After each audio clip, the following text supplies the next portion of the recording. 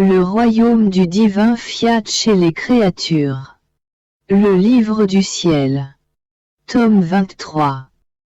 Elle est alors la pauvre idiote, aveugle, sourde et muette qui, ne possédant pas la lumière du divin fiat, se sert de ces mêmes choses créées, mais en ne prenant que les excréments qu'elle éjectait, en laissant le vrai bien qu'elles contiennent. Quelle douleur de voir des créatures sans la noblesse de la vie dans ma divine volonté. Mon pauvre esprit continue de suivre les actes de Jésus accomplis par amour pour nous. Retournant à sa conception, j'offrais tous mes actes dans la divine volonté, avec tout mon être, en l'honneur de sa conception. À ce moment, une lumière sortit de moi, pour aller se déposer au sein de la Reine Immaculée, dans l'acte par lequel elle concevait. Mon toujours aimable Jésus me dit alors: Ma fille, ma divine volonté est multiple dans ses actes, mais elle n'en perd aucun. L'unité qu'elle possède et son acte incessant maintiennent l'unité dans ses actes, comme s'ils n'étaient qu'un seul, alors qu'ils sont innombrables. Et elle préserve toujours en eux l'acte incessant, sans jamais arrêter, en le faisant de le conserver toujours neuf, frais et magnifique, et prêt à le donner à qui en veut. Mais en le donnant, ma divine volonté ne le détache pas de ma volonté, car ma volonté est lumière. La vertu de la lumière est de se donner, de se diffuser, de s'agrandir autant qu'elle le veut, mais sans se séparer. Car elle possède la vertu de la lumière qui est inséparable par nature. Tu vois que même le soleil possède cette vertu. Imagine une pièce au volet clos. La lumière n'est pas dans la chambre. Mais si tu ouvres les volets, la lumière emplit ta chambre. La lumière est-elle détachée du soleil? Non, non. La lumière est prolongée et agrandie, sans qu'une seule goutte ne se détache de sa source. Bien que la lumière ne soit pas séparée en elle-même, tu as possédé le bien de cette lumière comme si elle t'appartenait. Ma divine volonté est plus que le soleil. Elle se donne à chacun, mais ne perd pas une once de ses actes. Or, mon fiat contient ma conception toujours en action. Tu as vu comment la lumière des actes de mon fiat accompli en toi se prolongeait jusqu'au sein de la céleste Dame souveraine, pour que ton Jésus, le Très-Haut, soit conçu en elle. C'est l'unité de ces actes qui, en les centralisant tous en un point, forme ces prodiges et ma vie même. C'est pourquoi je demeure conçu dans les actes de ma divine volonté, en ceux de la Reine Mère et en tes actes accomplis dans ma volonté. C'est ainsi que je suis conçu continuellement, dans tous les actes de ceux qui posséderont le royaume de ma volonté. Car tous ceux qui possèdent ce royaume reçoivent la plénitude des biens de ma vie. Eux seuls, par les actes accomplis en ma volonté, participent à ma conception et au développement de toute ma vie. Par conséquent, il est juste qu'ils en reçoivent tous les biens qu'elle contient. Par contre, ceux qui ne possèdent pas ma volonté ne reçoivent que les miettes des biens que j'apporte sur la terre avec tant d'amour. Ces créatures apparaissent donc faméliques, instables, inconstantes, les yeux et le cœur tournés vers les choses passagères. Car n'ayant pas en elles la source de lumière de ma volonté éternelle, elles ne se nourrissent pas de ma vie. Faut-il s'étonner alors? Quel est le teint blafard? Qu'elles se meurent d'atteindre le vrai bien? Et que si elles font un peu de bien, c'est toujours avec difficulté et sans lumière, et qu'elle en devienne difforme au point d'inspirer la pitié. Après cela, j'étais oppressé et ressentais tout le poids de mon dur et long exil. Je me plaignais à mon adorable Jésus. Qu'au dur martyre de ses privations. Il ajoutait l'éloignement de ma céleste patrie. Je lui disais: comment peux-tu avoir de la compassion envers moi? Comment peux-tu me laisser seul, à la merci de ton aimable volonté? Comment peux-tu me laisser aussi longtemps sur cette terre d'exil? Mais alors que j'épanchais ma peine, Jésus, mon tout, ma vie, se manifesta en moi et me dit: ma fille, la terre est un exil pour ceux qui ne font pas ma volonté et ne vivent pas en elle. Mais pour qui vit en elle, la terre ne peut pas être appelée un exil, mais un pas de distance. Lorsqu'il sera franchi et qu'elle y pensera le moins, l'âme se retrouvera dans la patrie céleste. Non comme quelqu'un qui revient d'exil et ne sait rien de cette patrie, mais comme celle qui savait déjà que cette patrie était la sienne, qui connaissait les beautés, la magnificence et le bonheur de la cité éternelle. Ma volonté ne supporterait pas de voir que celui qui vit en elle soit dans la condition d'exilé.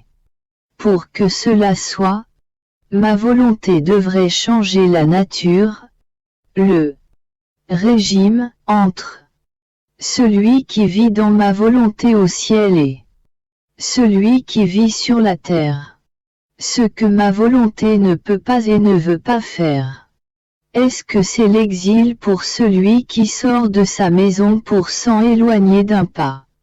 Assurément non. Ou encore, peut-on parler d'exil pour celui qui va dans une région de sa propre patrie?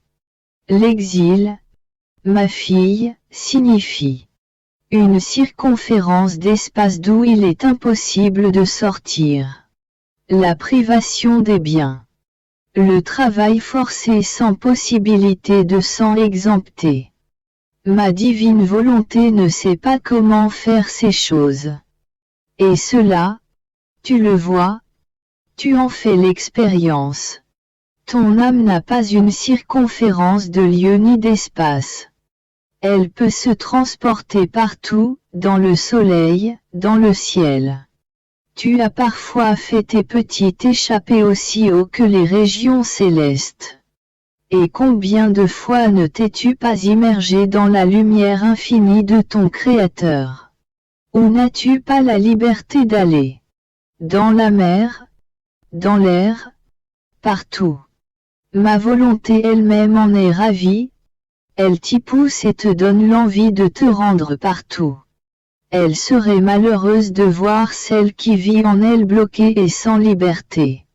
Ma divine volonté, au lieu de dépouiller l'âme, la comble de ses biens, la rend maîtresse d'elle-même, convertit les passions en vertu, les faiblesses en force divine.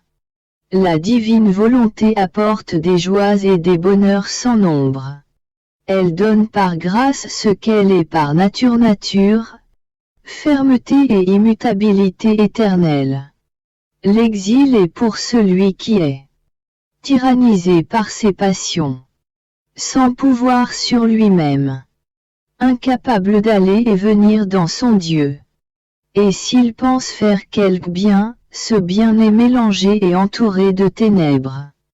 Les vertus du pauvre exilé sont forcées, inconstantes.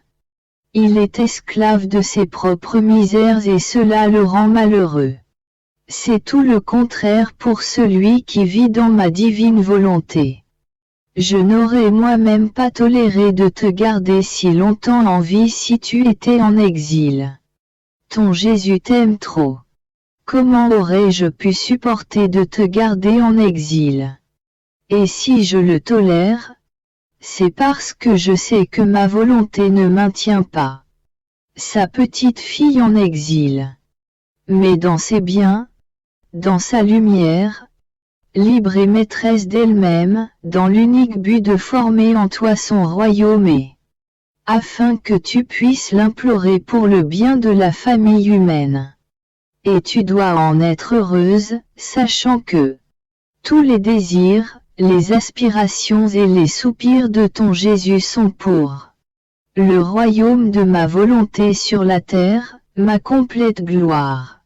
La venue du Fiat volutatua sur la terre comme au ciel. Après quelques jours de privation de mon doux Jésus, j'éprouvais de l'amertume jusqu'à la moelle des os. Je ne pouvais plus continuer. Épuisé, je voulais m'arrêter pour reprendre des forces. Je commençai par m'abandonner dans la suprême volonté, puis en moi-même pour être au moins capable de dormir. Mais en faisant cela, mon pauvre esprit n'était plus en moi, mais en dehors de moi. Je sentais deux bras qui me tenaient fermement et m'emportaient haut, très haut dans la voûte du ciel, mais je ne savais pas qui c'était.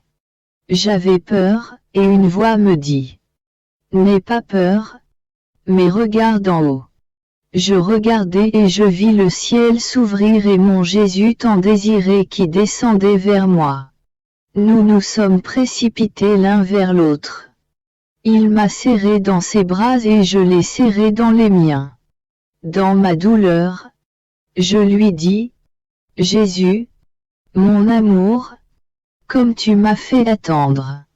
Tu me pousses à bout.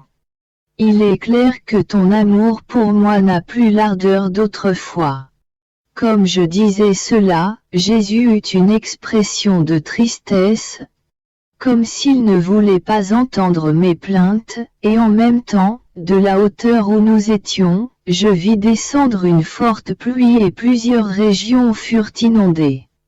Les mers et les rivières se joignaient à ces eaux et inondaient villages et populations en les emportant dans leur sein. Quelle terreur!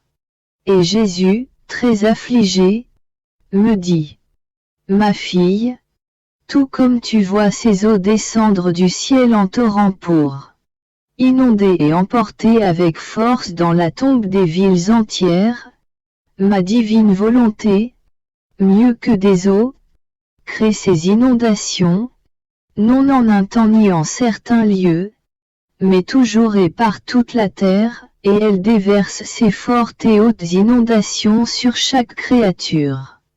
Mais qui se laisse inonder par les flots de lumière, de grâce, d'amour, de sainteté et de bonheur qu'elle possède? Personne. Quelle ingratitude de recevoir des bienfaits en torrents et de ne pas les prendre, de les laisser passer. Peut-être de s'y baigner seulement, mais sans se laisser inonder et submerger par les biens de ma divine volonté. Quelle douleur! Et je regarde par toute la terre, pour voir qui acceptera les inondations de ma divine volonté et je ne trouve que la petite fille de ma volonté qui reçoive ces inondations, se laisse submerger et transporter par elle où je veux, demeurant en son sein au cœur de ses plus hautes vagues. Il n'y a pas de spectacle plus beau, de scène plus émouvante, que de voir la petitesse de la créature devenir la proie de ces vagues. On la voit tantôt emportée par les vagues de lumière et comme plongée en elles, tantôt noyée par l'amour et tantôt embellie et revêtue de sainteté. Quel délice de la voir ainsi! Et je descends alors du ciel pour admirer les scènes ravissantes de ta petitesse emportée par les bras de ma volonté dans les inondations de mon éternelle volonté.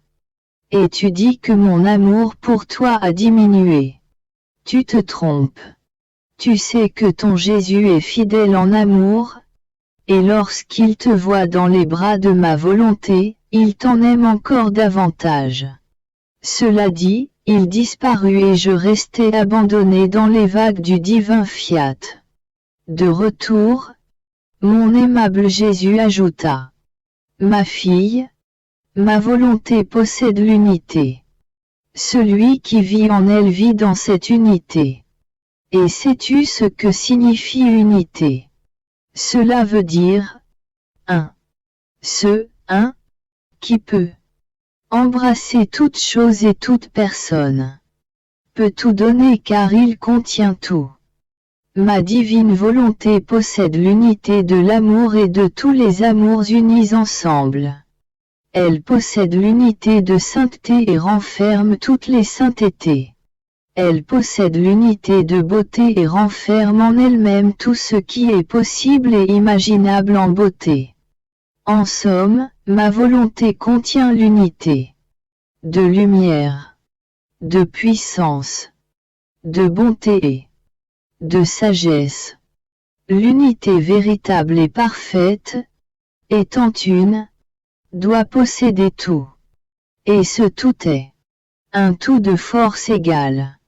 Un tout immense et infini, éternel, sans commencement ni fin.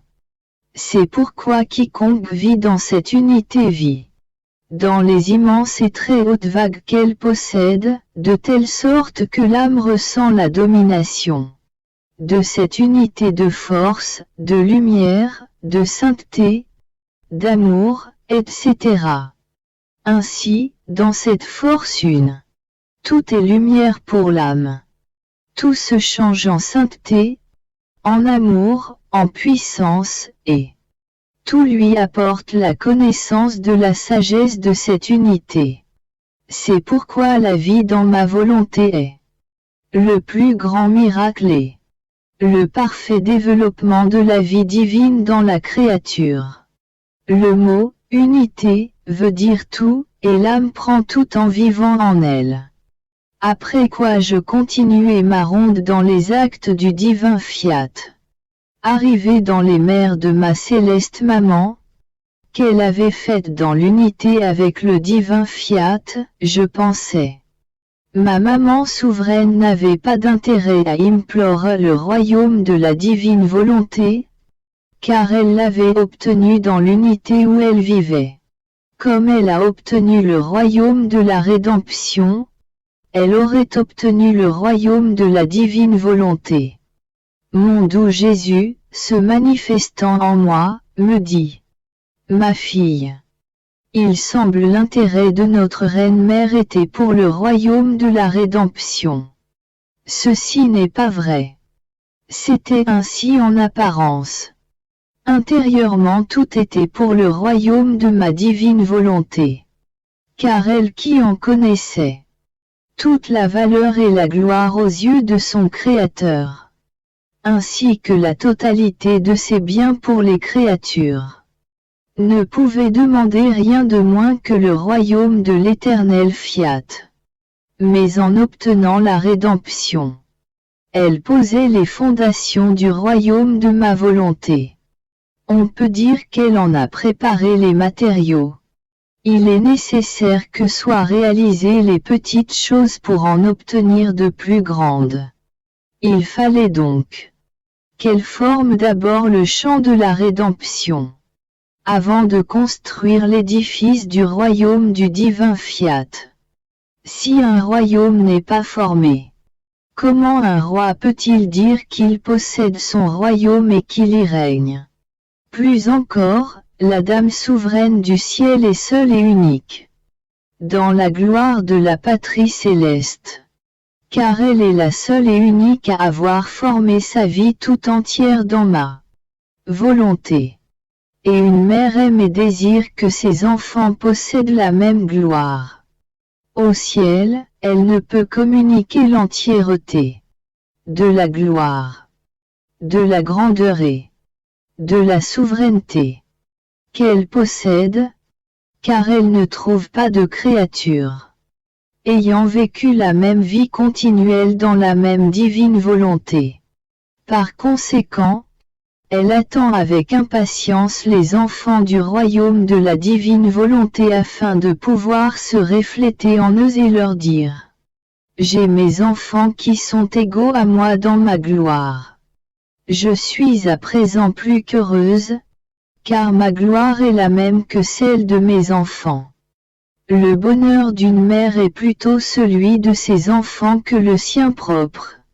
Bien plus encore pour la Mère céleste qui, dans la divine volonté, plus qu'une mère, a conçu, racheté et formé la vie même des enfants de ma divine volonté. Je continue ce qui est écrit plus haut.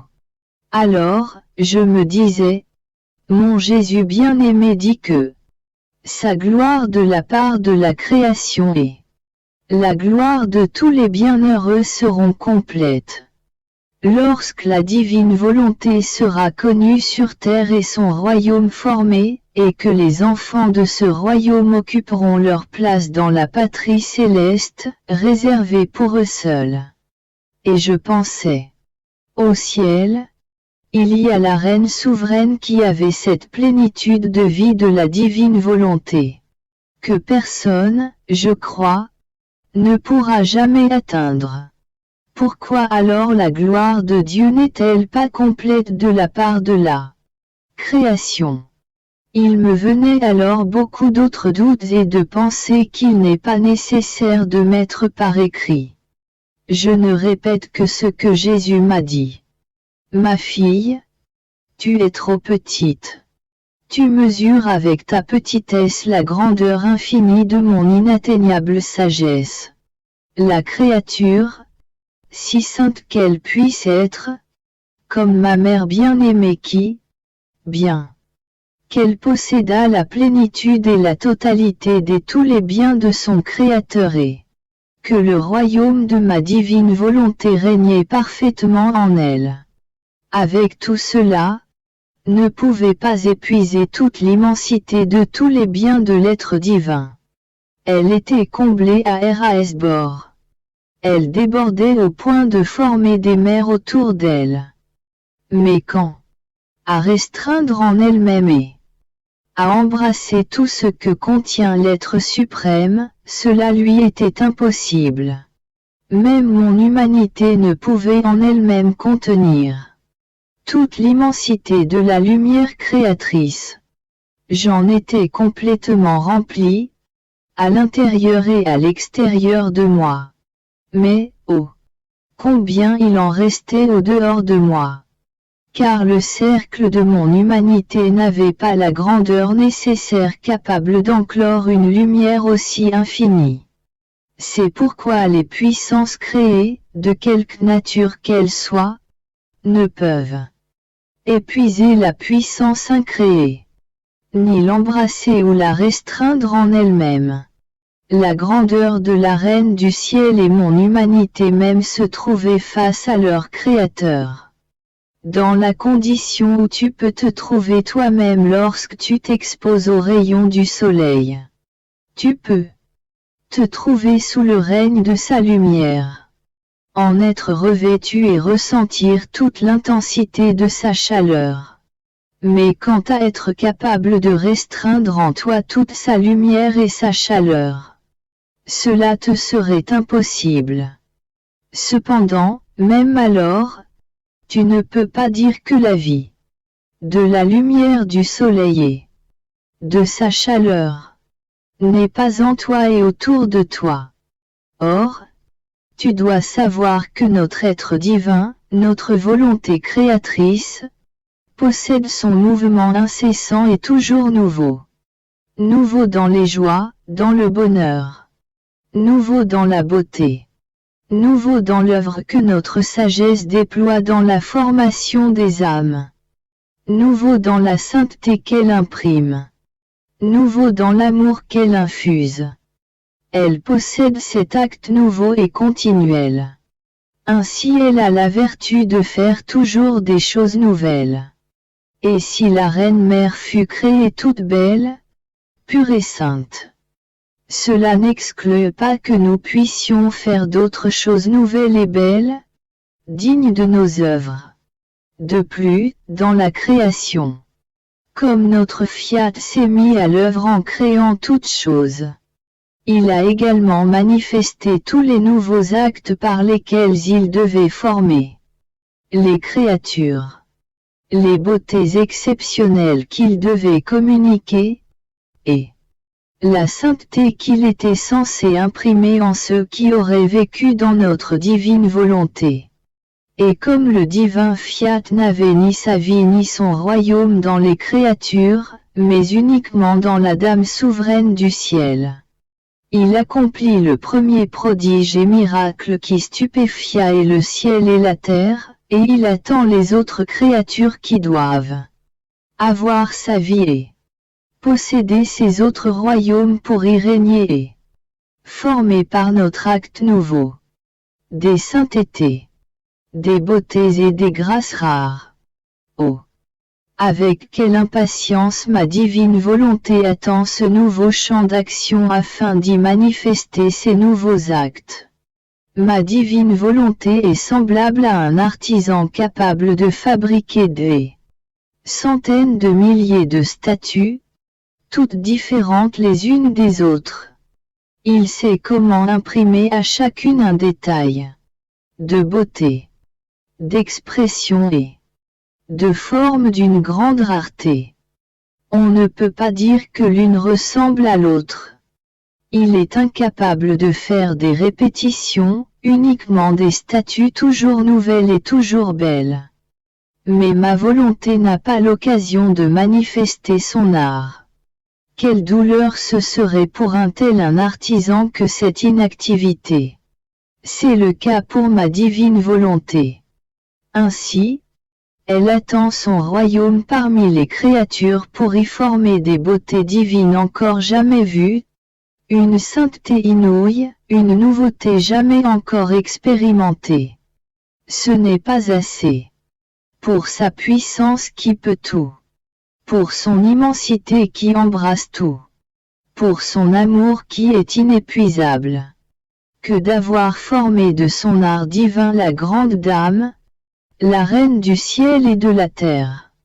Ma volonté veut aussi former sa succession, en qui mon fiat veut vivre et régner pour y former d'autres œuvres dignes d'elle. Comment donc notre gloire peut-elle être complète dans la création, et comment la gloire et la félicité de la famille humaine peuvent-elles être complètes au ciel, si notre œuvre n'est pas terminée dans la création? Il reste encore à former les plus belles statues, les œuvres les plus importantes. L'objectif même de la création n'a pas encore été atteint. Il suffit qu'il manque un détail, une petite fleur, une feuille ou une nuance de couleur à une œuvre pour qu'elle n'ait pas sa pleine valeur et que celui qui l'a faite n'en reçoive pas la gloire complète. Ce ne sont d'ailleurs pas des détails qui manquent à notre création, mais les œuvres les plus importantes. Nos diverses images divines de beauté, de sainteté et de ressemblance parfaite. Notre volonté a commencé la création avec une telle grandeur dans elle la beauté, l'ordre, l'harmonie et la magnificence, tant dans la formation de la machine de l'univers, que dans la création de l'homme. Il n'est que juste que pour le décorum, la gloire et l'honneur de notre œuvre, elle soit accomplie avec encore plus de somptuosité, de diversité et de rareté, dans les beautés, toutes dignes de l'acte incessant et toujours nouveau que possède ma divine volonté. Ceux qui vivront dans le royaume de ma divine volonté demeureront sous la puissance d'un acte nouveau d'une force irrésistible. Ils se sentiront investis d'un acte nouveau de sainteté, d'une éblouissante beauté et d'une lumière éclatante. Et alors qu'ils posséderont cet acte, un autre acte nouveau surviendra, puis un autre, et un autre encore, sans qu'il y ait jamais de cesse. Surpris, ils se diront: combien grande est la beauté, la sainteté, la richesse, la force et la félicité de notre fiat 3 fois saint, lui qui jamais ne s'épuise et toujours nous donne une sainteté nouvelle. des beautés nouvelles pour nous embellir, des forces nouvelles pour nous fortifier et une félicité nouvelle. Si bien que la première n'est pas semblable à la seconde, ni à la troisième, ni à toutes les autres qu'il va nous donner. Ces créatures fortunées seront le vrai triomphe du divin fiat, le plus bel ornement de toute la création, les soleils les plus éblouissants qui de leur lumière couvriront le vide de celles qui n'ont pas vécu dans son royaume. Or, mon inséparable maman possède cet acte nouveau et continuel, qui lui a été communiqué par ma divine volonté. Parce qu'elle a vécu sa vie dans cette volonté. Elle est le premier soleil éclatant formé par ma volonté. Elle occupe la première place de reine et fait le bonheur de la cour céleste en réfléchissant sur tous les bienheureux sa lumière, ses joies et sa beauté. Mais elle sait ne pas avoir épuisé les actes nouveaux et incessants que ma divine volonté a établis pour les créatures, car ma volonté est inépuisable. Oh! De combien d'actes elle dispose pour elle! Et elle attend que d'autres soleils soient formés par cet acte nouveau de ma volonté avec de nouvelles beautés. Et comme une vraie mère, elle veut s'entourer de tous ces soleils, afin qu'ils se réfléchissent entre eux et se réjouissent les uns les autres, et que la cour céleste reçoive non seulement ces réflexions, mais également celles de ces soleils, gloire de l'œuvre de création de son Créateur. Elle est reine.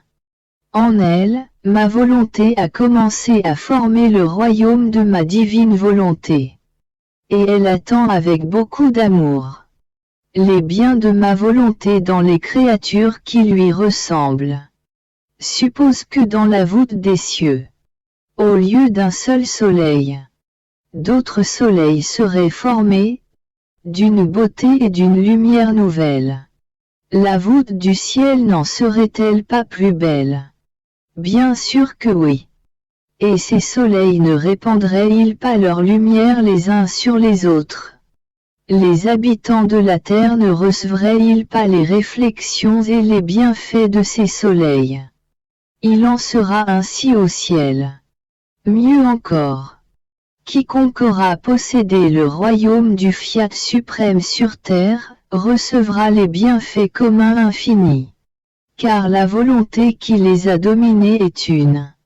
Au ciel l'impératrice souveraine possède la totalité de la vie de ma divine volonté. Mais concernant la création, notre gloire n'est pas complète. Parce que, premièrement, notre volonté n'est pas connue chez les créatures. Par conséquent, elle n'est pas aimée ni attendue. Deuxièmement, comme elle n'est pas connue, notre volonté ne peut pas donner ce qu'elle a préparé. En conséquence, elle ne peut pas former les nombreuses œuvres rares dont elle est capable. Mais l'œuvre complétée chantera sa victoire et sa gloire. Je sentais mon pauvre esprit submergé dans le divin fiat. Et en continuant mes actes en lui, je vis devant moi une petite fille toute pâle et timide. Comme si elle craignait de marcher dans la lumière de la divine volonté. Mon bien-aimé Jésus sortit de mon intérieur, remplissant ses saintes mains de lumière. Il mettait cette lumière dans la bouche de la petite fille, comme s'il voulait la noyer dans la lumière.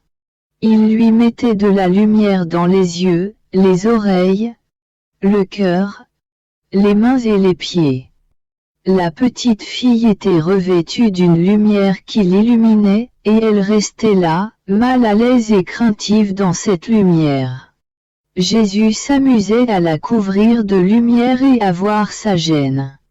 Se tournant vers moi, il me dit: « Ma petite fille, cette petite enfant est l'image de ton âme, craintive en recevant la lumière des connaissances de ma divine volonté.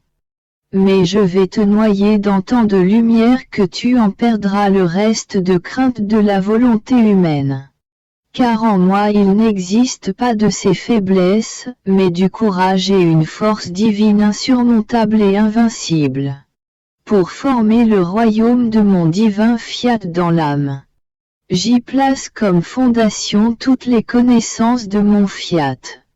Puis j'en prends possession pour y étendre ma vie même afin d'y avoir mon royaume. Regarde. La grande différence qui existe entre le royaume des rois de la terre et mon royaume. Les rois ne mettent pas leur propre vie à la disposition de leurs sujets. Ils ne mettent pas leur vie en eux, ne prennent pas non plus en eux-mêmes la vie de leur peuple. Leur règne, par conséquent, doit prendre fin, car ce qui passe entre les uns et les autres n'est pas la vie, mais des lois et des taxes. Et là où il n'y a pas de vie, il n'y a pas d'amour ni de règne véritable. Le royaume de ma divine volonté est au contraire un royaume de vie. La vie du Créateur enclose dans la créature, et celle de la créature transfusée et fusionnée en celle de son Créateur. Ainsi, le royaume de ma divine volonté est d'une hauteur et d'une noblesse inatteignables.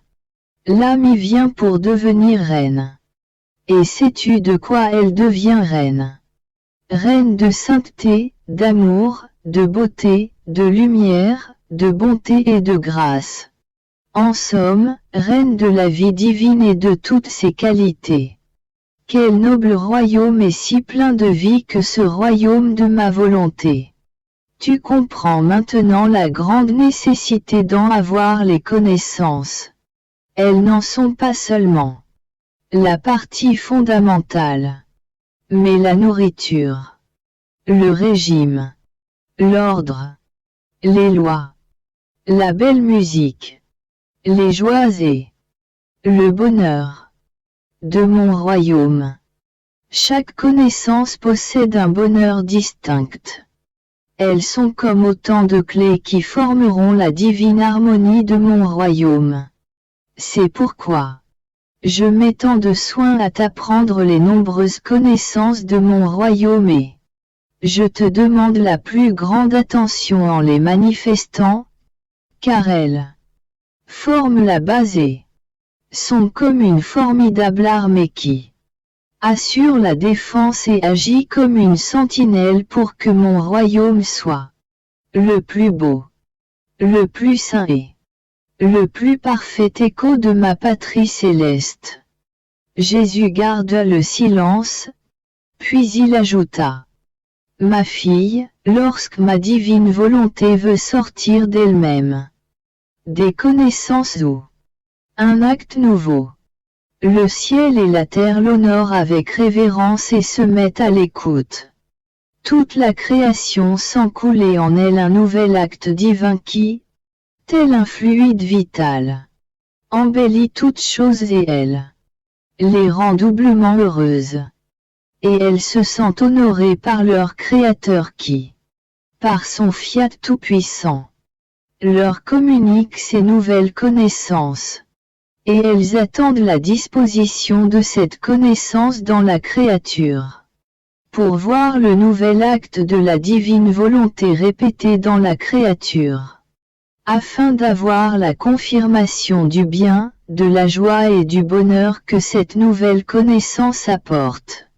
C'est alors que ma volonté célèbre, car une vie divine est sortie d'elle qui, dirigée vers une créature, va se répandre et se communiquer à toutes les créatures. Après quoi, je continuai ma ronde dans la divine volonté et je me transportai en Éden pour être présente lorsque la divine majesté, ayant formé la magnifique statue de l'homme, lui communiquait la vie de son souffle omnipotent, afin de pouvoir glorifier mon Créateur pour un acte aussi solennel. Pour l'aimer, l'adorer et le remercier de son amour excessif et débordant pour l'homme.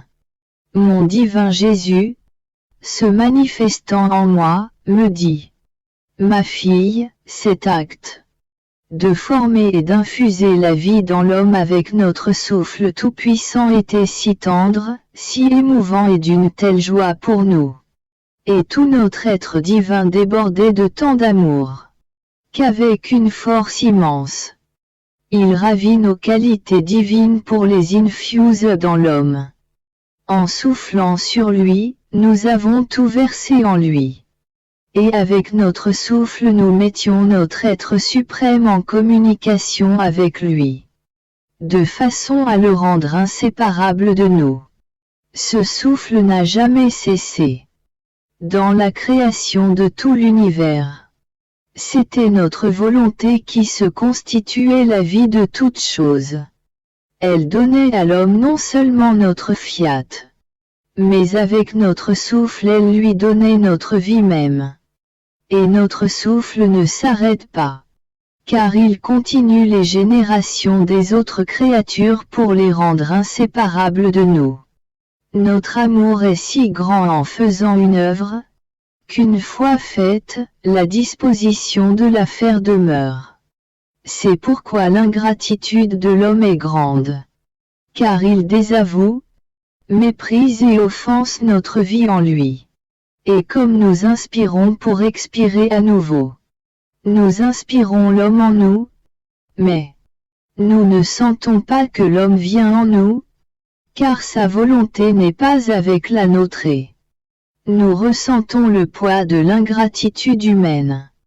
C'est pourquoi nous t'appelons, pour te donner notre souffle incessant et sentir que tu viens en nous pour recevoir la plénitude de notre volonté dans l'acte solennel d'émettre notre souffle régénérateur, afin de générer les créatures.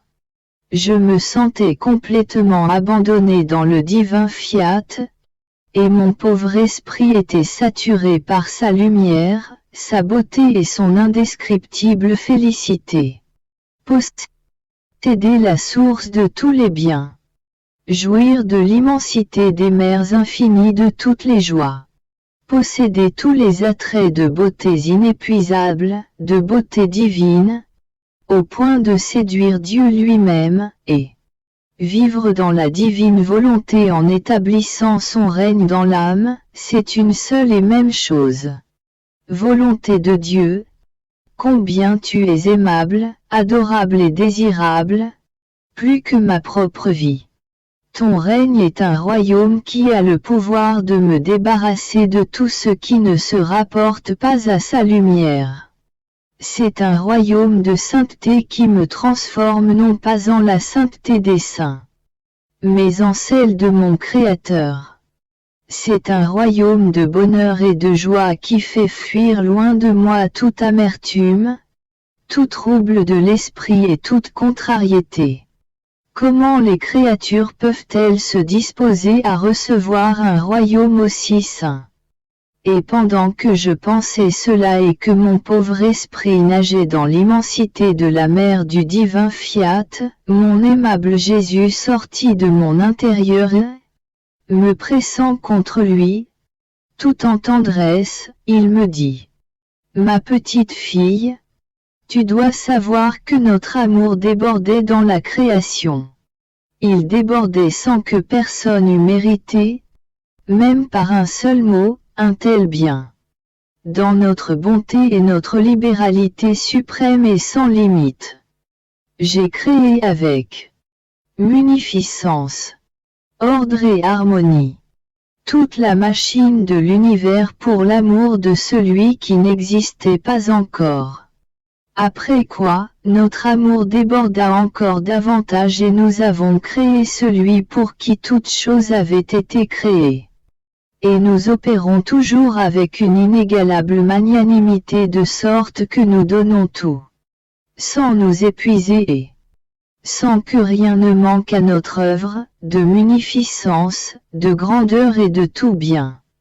Nous avons créé l'homme sans aucun mérite de sa part en lui donnant, en dot, en fondation, en substance de tous les biens, de toutes les joies et de tous les bonheurs, notre volonté pour royaume, afin que rien ne lui manque.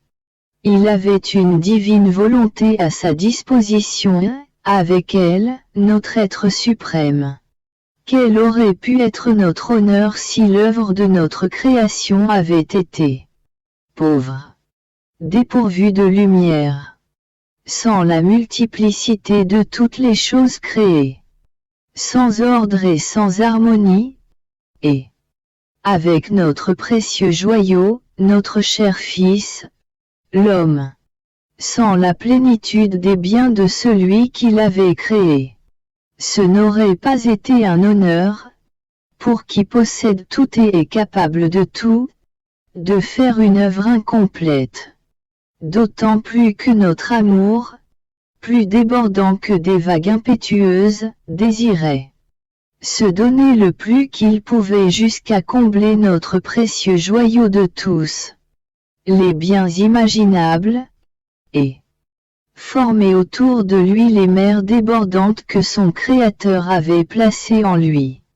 Et si l'homme a perdu tout cela, c'est parce qu'il a rejeté de sa propre volonté mon royaume, sa dot et la substance de son bonheur.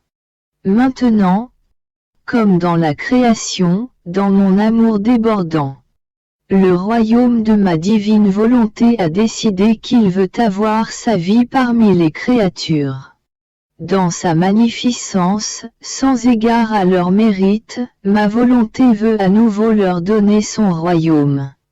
Ma volonté veut seulement que les créatures connaissent mon royaume et ses biens, afin qu'en le connaissant elles souhaitent et désirent ardemment ce royaume de sainteté, de lumière et de félicité.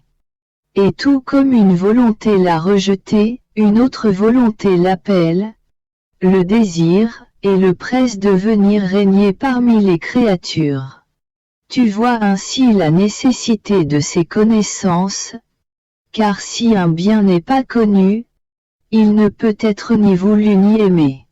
Ces connaissances seront donc les messagères, les précurseurs qui annonceront mon royaume. Les connaissances sur mon fiat seront tantôt des soleils, tantôt des coups de tonnerre, tantôt des explosions de lumière ou des vents impétueux, qui attireront l'attention des savants comme des ignorants, des bons comme des méchants, qui, tels des éclairs, tomberont dans les cœurs avec une force irrésistible. Les renverseront, pour les faire se relever à nouveau dans le bien des connaissances acquises. Ces connaissances formeront le vrai renouveau du monde. Elles adopteront les attitudes propres à séduire et à gagner les créatures, semblables tantôt à des pacificatrices qui veulent embrasser les créatures pour leur donner leur propre baiser, pour oublier tout le passé et ne se souvenir que de leur amour mutuel. Tantôt à des guerrières certaines de leur victoire sur celles qui les connaissent. Tantôt à des prières suppliantes.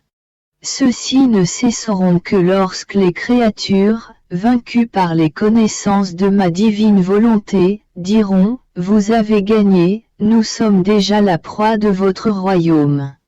Semblable enfin à un roi régnant et débordant d'amour devant qui les créatures s'inclineront pour lui demander de régner sur elles. Que ne fera pas ma volonté? Elle mettra toute sa puissance en action pour venir régner parmi les créatures. Elle possède une beauté enchanteresse. Et il lui suffit de se faire voir une seule fois avec clarté, pour ravir, embellir et lancer ses vagues de beauté sur l'âme, pour qu'il lui soit difficile d'oublier une telle beauté. Les créatures resteront prisonnières de sa beauté comme en un labyrinthe dont elles ne pourront plus sortir. Ma volonté possède un pouvoir enchanteur et l'âme demeure fixée dans son doux enchantement. Elles possèdent un air balsamique. Lorsqu'elles l'auront respiré, les créatures sentiront entrer en elles cet air de paix, de sainteté, de divine harmonie, de bonheur, de lumière qui purifie toutes choses, d'amour qui brûle tout, de puissance qui conquiert tout. De telle sorte que cet air apportera le baume céleste à tous les maux produits par l'air mauvais, morbide et mortel de la volonté humaine.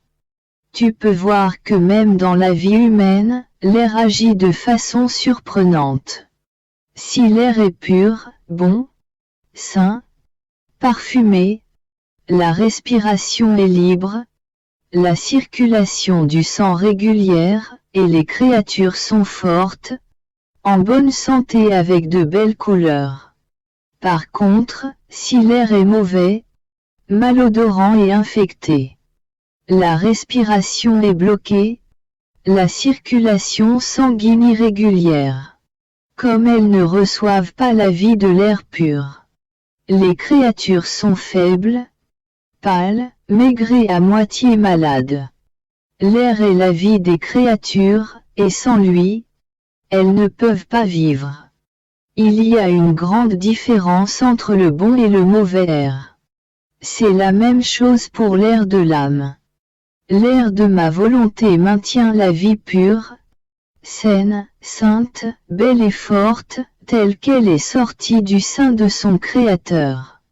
L'air mortel de la volonté humaine déforme la pauvre créature, la fait déchoir de son origine.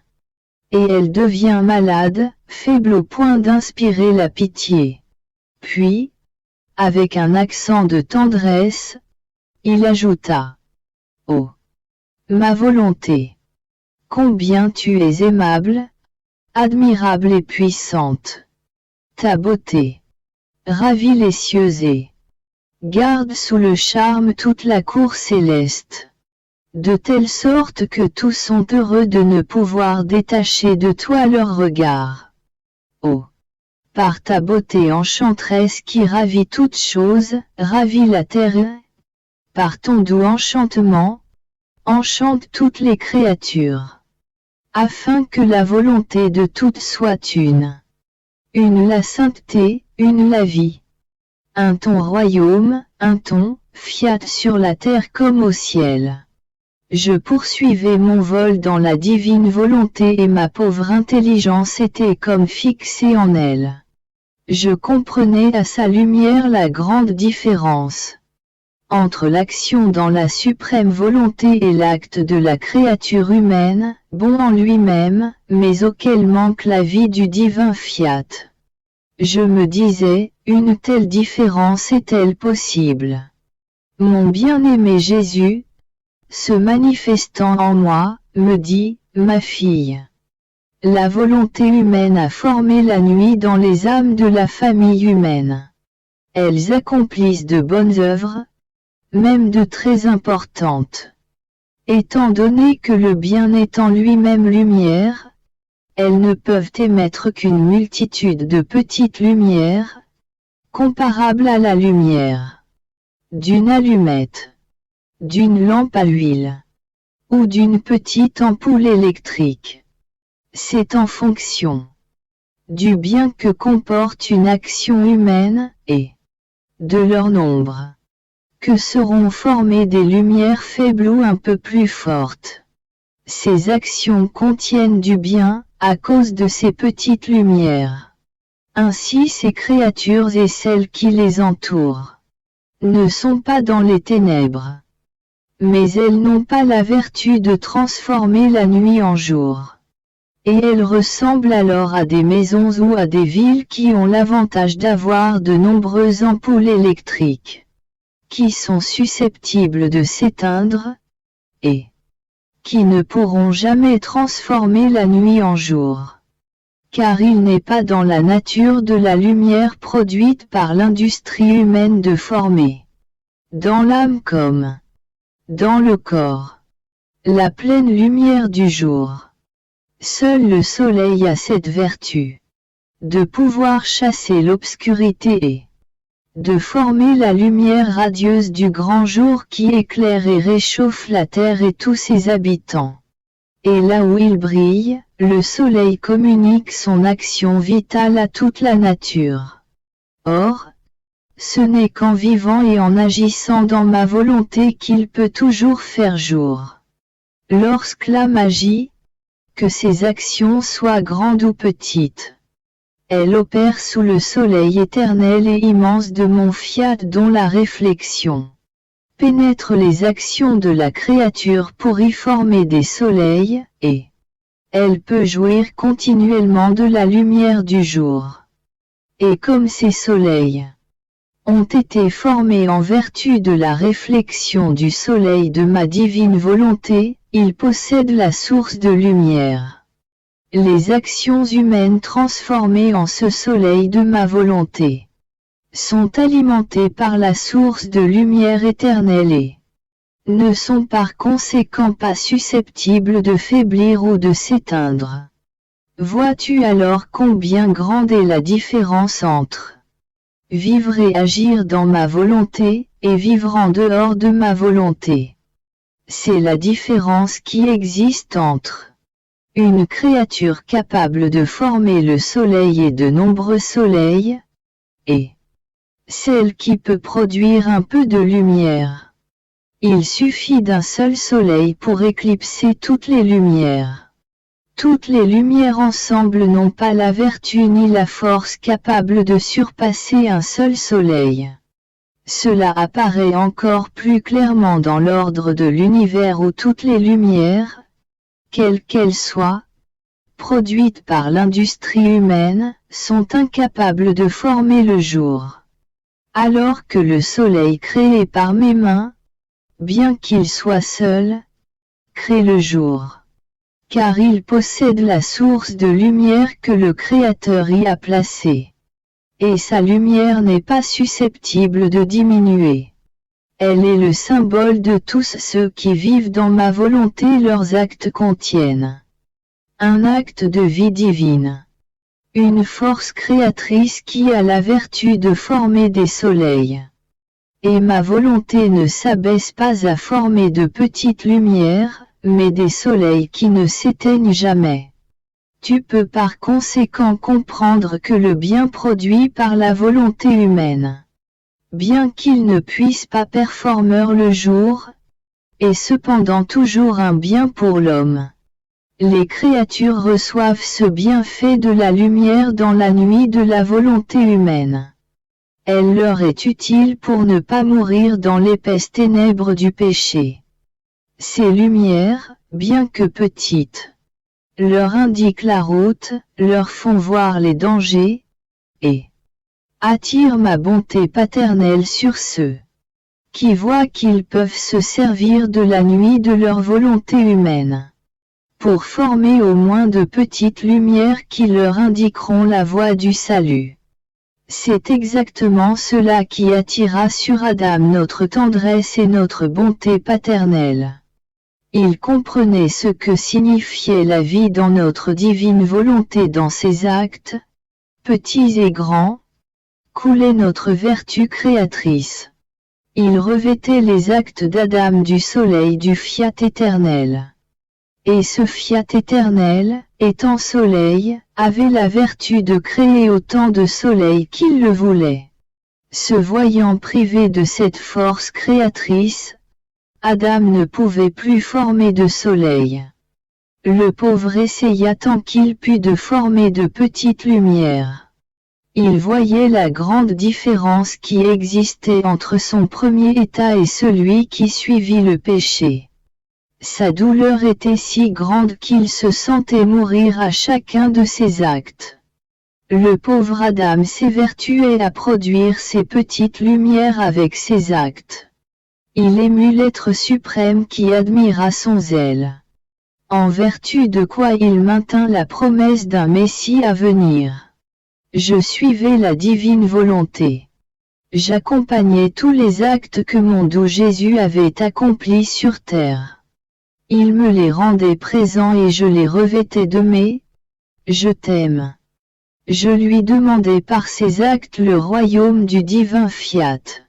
Je le priais d'appliquer à mon âme tout ce qu'il avait fait dans le royaume de la rédemption pour me donner la grâce de toujours vivre dans sa divine volonté. Mon doux Jésus se manifesta en moi et me dit, « Ma fille, l'âme qui vit dans ma divine volonté ne déchoit pas de son origine. Toute chose a été créée pour qui était censé vivre en elle. Ainsi, tous les biens de la création, qui sont plus étendus que les biens de la rédemption, lui appartiennent. L'âme qui se maintient dans l'état originel en vivant dans le fiat suprême a droit au statut de reine à ce titre. Qu'il est juste. Que tout soit en sa possession et qu'elle demeure dans le palais royal de notre volonté. Qu'il est juste également. Qu'elle possède des soleils, des cieux et des mers, et que le roi lui-même demeure avec elle et soit sa félicité comme elle est la félicité du roi. C'est pourquoi les biens de la création doivent être plus étendus. Car comment pourrait-elle être reine sans avoir des domaines et des royaumes pour y régner? Par contre, si l'âme ne vit pas dans ma divine volonté, elle déchoit de son origine, perd sa noblesse et se place dans l'état de servante. Les royaumes et les empires ne sont alors pas de mise.